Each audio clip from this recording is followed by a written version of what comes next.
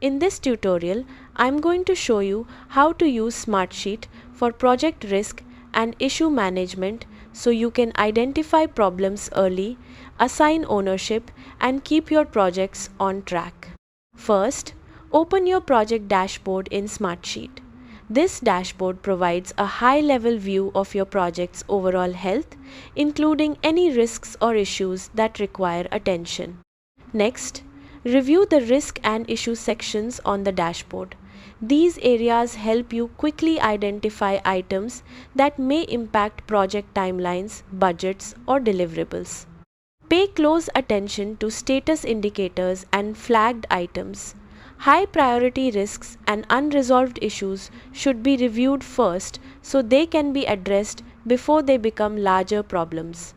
After that, check important fields such as status, assigned to, and relevant date columns. These fields help you understand the current situation, ownership, and deadlines for each risk or issue.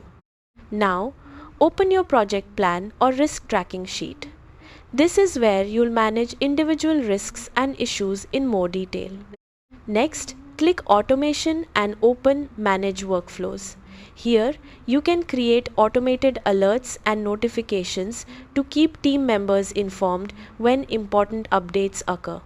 Set up workflows that notify the assigned owner whenever a risk or issue is created, updated, escalated, or overdue. This helps ensure that critical items receive attention quickly. Once your automations are configured, return to the dashboard and monitor updates regularly. The dashboard will provide a centralized view of project progress, risks, and open issues.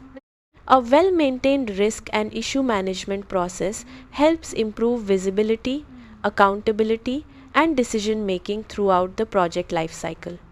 That's it. You've successfully set up Smartsheet for project risk and issue management. Thanks for watching.